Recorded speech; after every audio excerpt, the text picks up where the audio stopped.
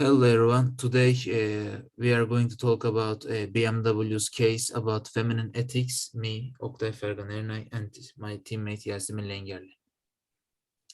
Firstly, we are going to talk about what is feminine ethics and who is Carol Gilligan and who is Nell Noddings. After that, how feminine ethics in relationship with stakeholders. Then feminine ethics applied to businesses. And lastly, we are going to talk about our case. So Yasemin will continue from here. Okay, let's start with what is feminine ethics. It's a feminine way of thinking about ethics. And theorists like Gilligan and Noddings explored the relationship between gender and ethics. And Gilligan said women talk in a different voice about ethics. It's not addressing issues interested in women. It's for both women and men. And also, feminine ethic approach focuses on some important insights that masculine perspective might miss. Okay. Now let's look at Carol Gilligan and Nell Noddings. Carol Gilligan said that feminine ethical perspective is an alternative to dominant masculine view. She says females and males think differently about ethics, and there's distinctively feminine moral voice. She said feminine is ethic of care and masculine is justice perspective. And for the contrasting ways of females and males in ethical perspectives, as she told, are first human relations. Justice perspective sees the human relations as individualistic, and ethic of care sees them as a connection and harmonious interaction. Secondly, ethical dilemmas. Justice perspective tells there's inevitable encounters between individuals, and dilemmas can be solved from distance. But ethic of care tells it involved individuals are in a network, and dilemmas can be only solved by community bonds that everyone benefits. And thirdly, expectations of ethics. Justice perspective expects legitimate protection for claims and rights of individuals. Ethic of care says expects resolution for everyone's benefit. Now let's look at Nell Noddings. She says differently from Gilligan that feminine ethical perspective is the basis for human relations, and it's more profoundly ethical. And women do intimate real contact with situations and get closer to ethical dilemmas. And why feminine approach is more profoundly ethical for Noddings? She said ethical ideal firstly, it's impulse in us that makes us want to act ethical. It guides us. Secondly, natural care. She said when we care for others like mothers, it comes naturally. And thirdly, ethical care. When natural care is absent and we ought to act ethical. So we need natural care, then ethical ideal and ethical uh, care, as she said. Okay, now Oktay will continue. So we need to understand a masculine metaphor to understand feminine ethics and stakeholder relationships. In masculine metaphor, there is an independency between stakeholders. However, in feminine metaphor, there is a web of connections between stakeholders. In masculine metaphor, there is a communication between autonomous systems. However, in feminine metaphor, there is a communication and communal action. It is quite significant. The application of Nodding's care ethics viewpoint to stakeholder relationships. A feminine ethic of care not only provides a different perspective on stakeholder relationships than a male one, it also provides a more genuinely ethical perspective. There is three ethical perspective to this argument. One is the self-reinforcing quality of care. Second, care, proximity, and company size. Three, women in management. So how feminine ethics apply to businesses?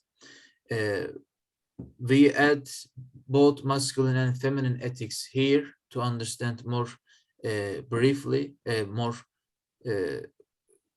good, but I will talk about feminine here only. In business environment subject, feminine ethics requires communication and cooperation if potential for mutual benefit is to be realized. In business ethic dilemmas, there is a harmonious relationship between stakeholders. Resolving business ethics and dilemmas, resolving business ethic dilemmas is in feminine ethics, they facilitation of communication between stakeholders. 4. Expectation of business ethics, generating understanding to perceive mutual interest. An ethical business person in feminine ethics should be conducting business in a manner shows respect for the needs and expectations of stakeholders. Lastly, an ethical business in feminine ethics is the one in which people are encouraged to communicate with stakeholders to understand their needs and to care. Yasemin will continue. Now let's look at the theory and practice. BMW's sale of its English patient. This case tells us firstly that in 1994, BMW bought the British company Rover for £800 million. And 6 years later, BMW put Rover Group up to sale, except plant Oxford, where Mini is produced, because it was the successful one and they want to continue their operations with Mini. And then they sold Land Rover to Ford company for £1.8 billion. MG and Rover brands with Longbridge plant to Phoenix Consortium for £10. Then Phoenix Consortium wasn't successful. And after 5 years later, they go bankrupt and with £1.3 billion credit debt, and they fired 3,600 employees. Then the Chinese company took over Longbridge, but the employment was very little, and very employees were wasn't employed. And let's look at the case study question 1. From the above account of the acquisition, breakup, and sale of Rover, do you think BMW's decision makers adopted a justice perspective or a care perspective to the ethicality of their decisions? We think that they applied a justice perspective because the labor costs were lower in England, so they wanted to bought Rover because of that. This is appropriate for the masculine business environment. They were only interested in healthy brands of Rover to compete with rivals. They weren't interested in other parts of and their employees, so this was not very nice that they only interested in one brand and took all of the company. They wanted to sell the company and didn't think of whether a good company will buy it or not. They just wanted to get rid of the company. And they grew the firm in 6 years and sold it for a profit of £1 billion without considering the Rover's future in the hands of its new operator, who may go bankrupt and lay off thousands of employees. Okay. Now let's look at the second case study question. According to your own personal assessment of ethicality, do you think a justice approach or a care approach would have ensured the more ethically sustainable outcomes? As we are two people here, we just talked about this one and just have reached one opinion. And in our own ethicality opinion, a care approach would ensure more ethically sustainable outcomes for BMW because, for example, the employees wouldn't end up with firing from Phoenix Consortium if BMW was taking care of them, securing them, and in a harmonious relationship with them, with its stakeholders. Secondly, Phoenix Consortium directors accumulated personal wealth, but employees were fired after 5 years, and they were only interested in their own.